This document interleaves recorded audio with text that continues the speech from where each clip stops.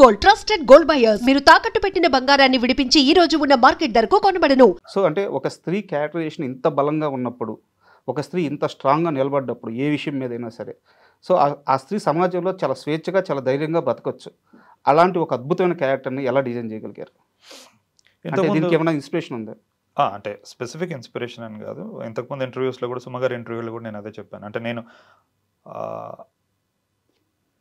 చాలా strong women చుట్టూ నేను పెరిగాను చిన్నప్పటి నుంచి. మా అత్తయ్యల్ని కానీ మా ఇంటి పరిస్థితులు కానీ నేను చూస్తూ, అండ్ నేను లిటరేచర్కి ఎక్స్పోజ్ అయినప్పుడు కూడా నేను స్ట్రాంగ్ పాత్రలకి ఎక్స్పోజ్ అయ్యాను. అంటే సీతమ్మ కానీ ద్రౌపది కానీ ఇలాంటి వాళ్ళు, అంటే చాలా కష్టం మోస్తూ కూడా ఆ మొహం మీద చిరునవ్వు అనేది ఎప్పుడు పొడగొట్టుకొని వాటిని నేను ఇంబైబ్ చేసుకున్నప్పుడు తిరిగి నేను ఫిలిం రాసేటప్పుడు తెలియకుండా అది వస్తుంది. బట్ చిన్నపాటి సామాజిక బాధ్యత నాకు ఎక్కడ ఉండేది అంటే, విమెన్ ఆర్ వెరీ కండిషన్డ్ అండి. అంటే ఇది నేను తాపి ధర్మారావు గారి పెళ్లి అని పుట్టుపూర్వోత్తరాల పుస్తకం చదివాను ఒకసారి. It's a very powerful book. అంటే నీకు ఏం జరిగింది అసలు ఈ ఎంటైర్ ఎవల్యూషన్ ప్రాసెస్లో ఒక 100 సంవత్సరాల్లో ఎంత కండిషన్ చేయబడ్డారు విమెన్ అనేది నాకు అందులో నుంచి తెలిసింది. అది పలు రీజన్స్ అయి ఉండొచ్చు, పొలిటికల్ అయి ఉండొచ్చు, కల్చరల్ అయి ఉండొచ్చు, ఏదైనా రీజన్స్ అయి ఉండొచ్చు. బట్ ఎక్కడో చాలా మట్టుకు ఒక మగాడికి ఎలా ఉండాలి ఎలా ఉండద్దు అనేది ఎవరూ చెప్పరు. అమ్మాయికి వచ్చేటప్పటికి ప్రతి ప్రతి ప్రతి స్టేజ్లో తన లైఫ్లో ఒక ఆంక్ష ఉంటూ ఉంటుంది. అది చూసినప్పుడు నాకు ఏదో స్ట్రాంగ్ ఎన్కౌంటర్ అని కాదు, అట్లీస్ట్ నా ఫిలిమ్స్లో అలా ఉండకూడదు వాళ్ళు అనుకుంటా. నేను ప్రపంచాన్ని మార్చే శక్తి నాకు లేదు, కాగితం నా రచన, ఇందులో ఇదే నా ప్రపంచం. సో అందులోనే అట్లా ఎక్స్ప్లోర్ చేస్తూ ఉంటా. చాలామంది అమ్మాయిలు ఆల్మోస్ట్ నాకు ఈ 1 వీక్లో నేను ఒక 3000 మెసేజ్లకు రిప్లైలు కొట్టుంటాను. అంటే ప్రతి ఒక్కరికి నేను టైం తీసుకొని, ఈవెన్ దో హెల్త్ అది ఇది బాగాలేకపోయినా, ఎందుకంటే మళ్ళీ అవకాశం రాదు, పోతుంది ఆ మూమెంట్. సో చాలామంది అమ్మాయిలు అందులో మా లోపల ఎక్కడో నిద్రాణం అయిపోయి ఉన్న శుద్ధి అయోధ్యాలని, రాణుల్ని, క్వీన్స్ని మీరు మేల్కొల్పారు అన్నారు. నేను అది అలా చేయాలని నేను చేయలేదు, కానీ ఒక మంచి కవిత్వం కానీ రచనకు కానీ అంత శక్తి ఉంది అంటే అది మంచిది. అండ్ మీరు ఏదో నాకు పర్సనల్గా ఇంటర్వ్యూ ఇచ్చారని, నా ఎదురుగా కూర్చోన్నానని నేను ఈ మాట చెప్పట్లేదు. ప్రతి అమ్మాయి చూడాల్సిన సినిమా సార్. అంటే లైఫ్లో వాళ్ళు జీవించడానికి ప్రతి అబ్బాయి కూడా, ఎందుకంటే వాళ్ళు చూస్తేనే తెలుస్తుంది ఎలా ప్రవర్తించాలని. అవును. సో లైఫ్లో ముందుకెళ్ళడానికి ఎక్కడో దగ్గర ఒక మంచి అయితే ఆ క్యారెక్టరైజేషన్ వల్ల దొరుకుతుంది. సో అది ఖచ్చితంగా అనిపిస్తుంది. అండ్ మీరు అనంతికతో ట్రావెల్ సినిమా గురించి మాట్లాడేటప్పుడు అమ్మాయితో ట్రావెల్ ఎలా జరిగింది, అమ్మాయి ఎలా ఒప్పుకుంది, ఇవన్నీ ముందే చెప్పేశారు మీరు.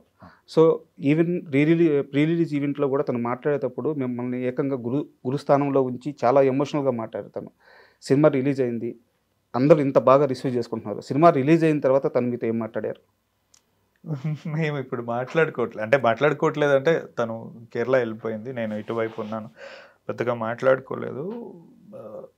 నేను స్టేజ్ మీదనే చెప్పిన, అంటే మాట్లాడుకోవాల్సిన అవసరం మాకు పెద్దగా రాదు. అంటే తన జాబ్ తను పర్ఫెక్ట్గా పర్ఫామ్ చేసింది, తను ఎక్కడున్నా తన నిర్ణయాలు బాగుండాలి రేపు అనేది నేను కోరుకుంటా. కలవాలని ప్రయత్నించింది ఆ అమ్మాయి, ఎందుకో తనకి కుదరలేదు, నాకు బాలేక కుదరలేదు. ఓకే.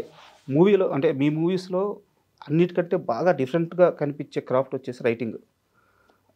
సో ఈ రైటింగ్ విషయానికి వచ్చేలేకే మీరు చాలా దగ్గరలో కూడా దీని మీద మాట్లాడారు.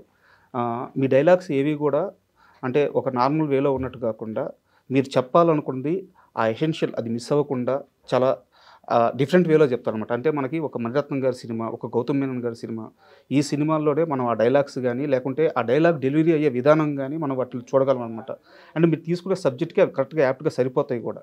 సో డైలాగ్స్ విషయంలో మీరు అంత పర్టికులర్గా ఉండడానికి కారణం ఏంటి?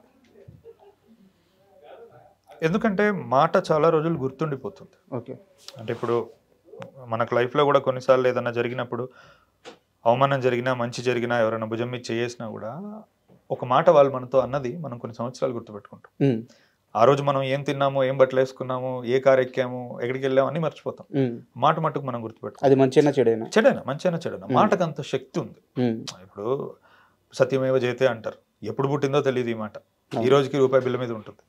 సో మాటకి ఏంటంటే అంత పవర్ ఉంటుంది. కాబట్టి మనం చెప్పాలనుకున్నది, అందుకే అంటే నన్ను అడిగారు మీరు ఇన్ఫార్మల్గా ఉంచవచ్చు కదా కాన్వర్జేషన్స్ అంటే, నేను అంటే ఇన్ఫార్మల్గా ఉంచడానికి దాన్ని క్రాఫ్ట్ అనడం ఎందుకు, ఎవరికి ఇచ్చినా వాడు రాయగలిగితే దానికి ఒక క్రాఫ్ట్ స్థాయి ఎందుకు. ఇప్పుడు పరచూర్ బ్రదర్స్ గారు ఒకప్పుడు రాసేవాళ్ళు, త్రివిక్రమ్ గారు రాసేవాళ్ళు, సాయి మాధవ్ బుర్ర గారు రాస్తున్నారు, జంధ్యాల గారు రాశారు. అంటే వీళ్ళు ఎందుకు స్టాండ్ అవుట్ అయ్యారు అంటే మిగతా వాళ్ళ కాకుండా డిస్టిల్డ్ కాన్వర్జేషన్. జావేద్ అఖ్తర్ కూడా one of the most eminent writers Indian హిస్టరీలో. సార్ వాళ్ళు చెప్పింది అదే, సినిమాకి వచ్చేటప్పటికి నీ పాత్ర ఏం మాట్లాడుతున్నాడు అనేది నువ్వు కాచి వడపోసి తీసుకురావాలి, అప్పుడే ఆ మాటకు విలువ ఉంటుంది. ఇప్పుడు అమితాబ్ బచ్చన్ అంటాడు, మే ఫేకే హువా పైసాకు నై ఉఠాతా అంటాడు. అంటే చాలా చిన్న వ్యక్తి, నేను పడేసిన డబ్బులు ఎత్తుకోను అంటాడు. సో అది అలా నిజంగా బయటపడి మాట్లాడు, పాత్ర మాట్లాడాలి. అది ఎంతో మందికి ఒక దశ దిశ చూపిస్తుంది. ఆ ఒక్క డైలాగ్ ఆ క్యారెక్టరేషన్ కి ఎస్టాబ్లిష్ చేస్తుంది, ఆడియన్స్ కి అర్థమయ్యేలా చెప్తుంది. ఇంకొకటి ఇలా బతకాలని కూడా ఎక్కడో చెప్తుంది. అంటే ఇప్పుడు నువ్వు బూట్లు తుడిచేవాడివైనా సరే డబ్బులు నీ చేతికి ఇవ్వాలి, పడేయకూడదు. అందరూ అలా తీసుకుంటారేమో, ఈ వ్యక్తి ఇలా తీసుకోడు, ఇలా తీసుకోకుండా ఉండడం మంచిదని చెప్తుంది ఆ మాట. ఓకే, సో అందుకు మాటకు అంత విలువ ఉంది. రాసేటప్పుడు కూడా నేను కూడా, అంటే చాలా మంది ఏదో అంటారు నీకు పోయట్రీ వచ్చు, లేకపోతే పదాలు బాగొచ్చు కదా అని మాకు చూపించుకోవాల్సిన అవసరం లేదండి. నేను 22 years ఉన్నప్పుడు మధురంలో రాశాను, అంటే శిశిరంలో నేలరాలిన ప్రతి ఆకు కోసం వసంతం రానే వస్తుంది.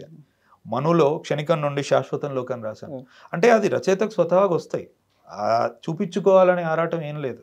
నేను ఏ ఒక్క మాట మాట్లాడకుండా మనం 2 గంటలు తీశాను, ఓన్లీ విజువల్ వొకాబులరీతో ముందుకెళ్ళేది. అవసరమైనప్పుడు మాట వస్తుంది. ఈ అనవసరమైన సలహాలు మాటలు ఇవన్నీ నాకు ఎన్నో వస్తూ ఉంటాయి. I don't mean any disrespect, నేను అలా విని అలా వదిలేస్తూ ఉంటాను. సో ఫైనల్గా మీ స్ట్రెంత్ మీది అండ్ మీ భావజాలం మీది.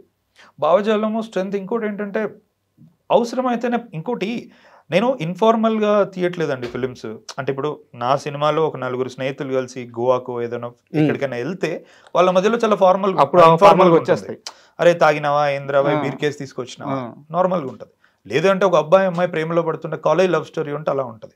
నా పాత్రలు స్వతహాగా ఇప్పుడు మనులో చూస్తే అతను ఆర్టిస్ట్, ఆ అమ్మాయి ఫోటోగ్రాఫర్, ఇందులో వీళ్ళిద్దరు రచయితలు.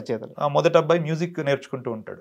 సో ఎంతో కొంత కళ, కొంచెం అలవాటు ఉన్న వ్యక్తి మాట్లాడే విధానం వేరే ఉంటుంది. నేను స్టార్టింగ్లో అందుకే సార్ అనిందంటే ఆ డైలాగ్స్ మీరు తీసుకునే కథలకి ఆ పాత్రలకి కరెక్ట్గా సరిపోతాయి అని చెప్పి నేను అందుకే అనింది. అండ్ మీరు ఇందాక మధురం ప్రస్తావన తీశారు కాబట్టి నాకు ఒక క్వశ్చన్ సార్. మధురం సినిమాలో స్టార్టింగ్లోనే సావిత్రి గారి ప్రస్తావన వస్తుంది. అండ్ మీరు ఈ సినిమాలో ఒక హీరోయిన్ క్యారెక్టరేషన్ రాసిన విధానం చాలా అద్భుతంగా ఉంది. అంటే ఆమె గురించి చెప్పడానికి అంత పెద్ద కథ ఉంది, అంత పెద్ద క్యారెక్టరేషన్ ఉంది, అంత గొప్ప మనిషి ఆమె. సో మీకు అప్పుడే ఆమె మీద అంత ప్రేమ ఉన్నప్పుడు, ఇంత స్ట్రెంత్ ఉన్నప్పుడు మీరెందుకు సావిత్రి గారి బయోపిక్ గురించి ఆలోచించలేదు, లేదా ఆలోచించారా? జెన్యున్లీ స్పీకింగ్, ఆ గార్లపాటి పల్లవి గారి అభినేత్రి సావిత్రి పుస్తకం చదివిన వెంటనే అరే ఇది సినిమాగా తీస్తే బాగుంటుంది అని అనుకున్నా. చదివిన వెంటనే అలా అనుకున్నాను. షార్ట్స్ కూడా ఆవిడ ఎప్పుడైనా మామూలుగా సావిత్రి గారు నిర్ణయం తీసుకున్నప్పుడు ఆమె లెఫ్ట్ హ్యాండ్ సౌత్ పా కాబట్టి ఎడం చేత అలా బిగిస్తుంది. సో డాలీ ఇన్ షార్ట్స్ ఇవన్నీ నేను జనరల్గా ఊహించుకున్నాను అది చదివినప్పుడు. బట్ ఆబ్వియస్లీ అది నాగి తీశాడు. It's in very good hands అన్నట్టు. ఓకే.